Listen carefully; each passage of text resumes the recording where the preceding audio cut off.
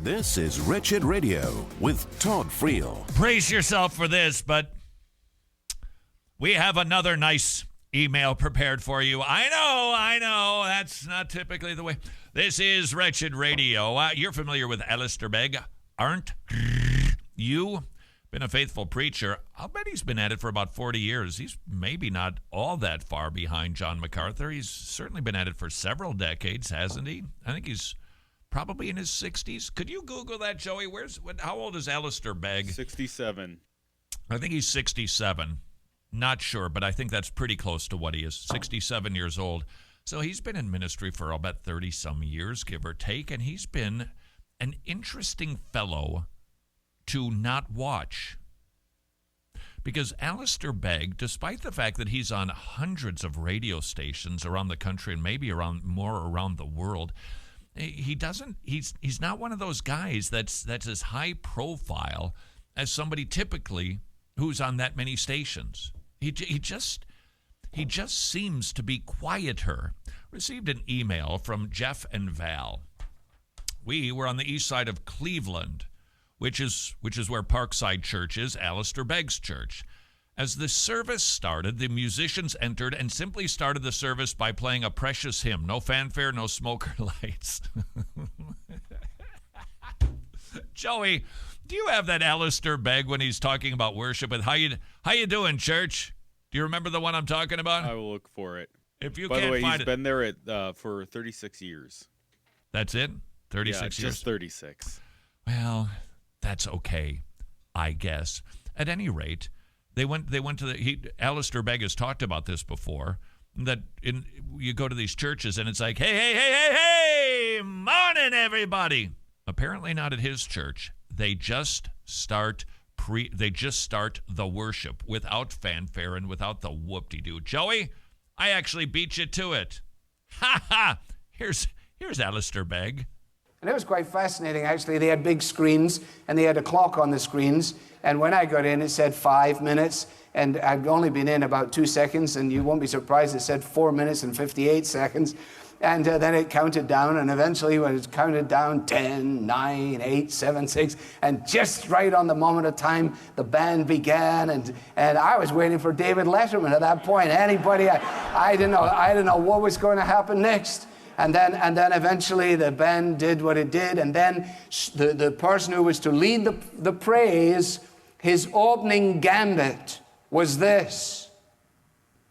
Hey, how do y'all feel this morning? Well, that was enough for me. I was ready. We could have had the benediction right there. That was so good. I thought, what kind of New Testament question is that? How do you all feel this morning? If I told you how I feel, especially in light of the last 5 minutes, you would question whether I was even a Christian at all. Yeah. So don't ask me that question. Ask me what I know. Ask me what I know. Don't ask me what I feel about myself. Ask me what I know about God. Ask me what I know about His Word. Ask me what I know to be a verity that can deal with my soul. That's what I need. Don't make me sing songs about how I feel. Don't. The silly, repetitive songs again and again. I just want to praise you, lift my hands and say I love you. You are everything to me. Goodness, at 8:30 on a Sunday morning, I'm barely ambulatory. I can't start there. And you want me to say that? I just kicked the dog, and I don't even have a dog. I got argued with someone because they took my parking space. I never had spilled my coffee. I didn't read my Bible. I'm a miserable wretch. And now you want me to start here. How do you feel? I feel rotten. That's how I feel. What do you got for me? The answer, nothing. I got nothing for you. That's why you have to get yourself under the control of the Scriptures. That's why it is what we know, the verities of the Scriptures, which then fuel our hearts and our emotions and lead us on. Hence, praise my soul, the King of heaven. To His feet thy tribute bring. Ransomed, healed, restored, forgiven. Who like thee his praise should sing? Okay, now we've got something to sing about.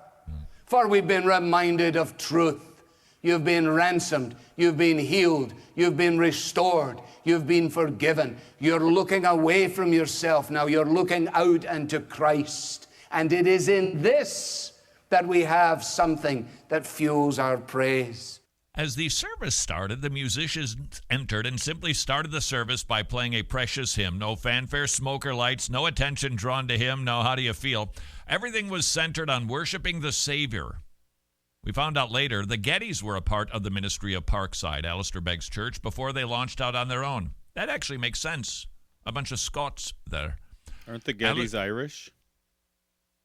You know, Joey, see, this is how You little just you angered know a lot of people about Great Britain. It's all just one big country. The Irish will especially take umbrage at you calling them part of Great Britain. Hey, speaking of Ireland, received an email or a text from my buddy Ludi Creech in Roscommon, the county of Roscommon. And he had a friend who was in the States who picked up a couple hundred copies of What Time is Purple. Remember, we'll give those to you. They're gospel booklets. Just go to wretched.org/purple. We'll give those to you. And so Ludi asked for a case. They went door to door giving these things out, and I received a text from him. He said that at church Sunday morning, a fellow who had, I think, grew up, of course, Ireland, Roman Catholic, and was then an atheist, got What Time is Purple, started to rethink things, and darkened the doorstep of his evangelical church. Cool. If you'd like some copies of What Time is Purple, whether you're in Ireland or not, we will give them to you. If it's 20 copies or less, you have to pay for shipping. We'll give you the booklets. If it's like 200 and some because you want to go out to a campus or a festival or to your town, you promise to give them away, we will actually ship them to you.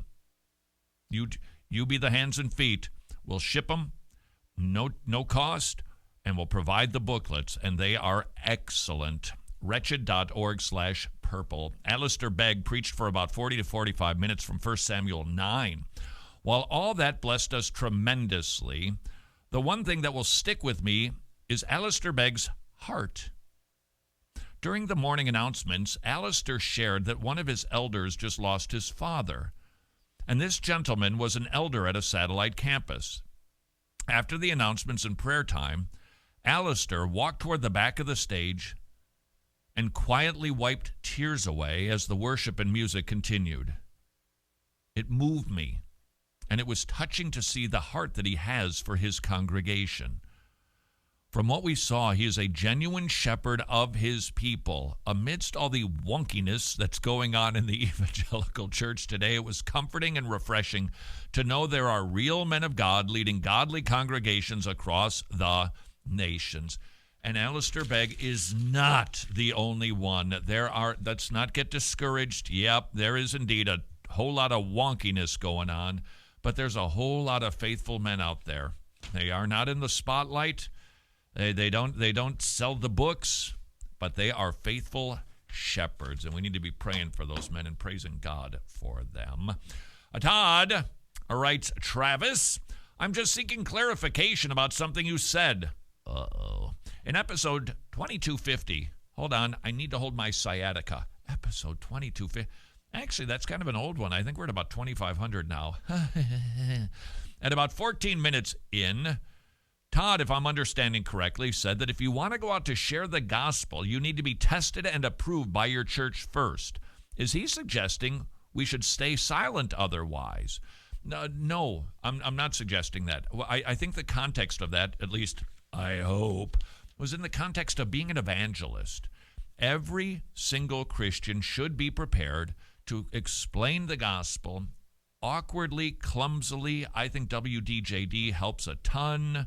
It keeps you on track. It helps you remember the bad news before the good news, sin before salvation.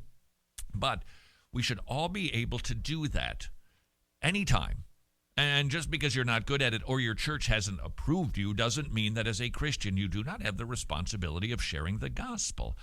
But what I was talking about is the context of if you're going to be an evangelist out on the streets, it is ideal. I know While there's many good churches, there are indeed a lot of stinkers, and you might not have this type of attitude in your church where the pastor and the elders want to make sure that you're doing it rightly and well. Maybe they don't even like that you're doing it at all. I get that. But I think the ideal is that an evangelist, just like any other ministry in the body, because an evangelist is a minister of the body.